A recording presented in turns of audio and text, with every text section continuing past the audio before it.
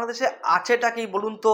একটা ছোট্ট দেশ যেখানে 95% মুসলিম বসবাস করে, যারা শিক্ষিত দিক থেকে মান নেমে গেছে।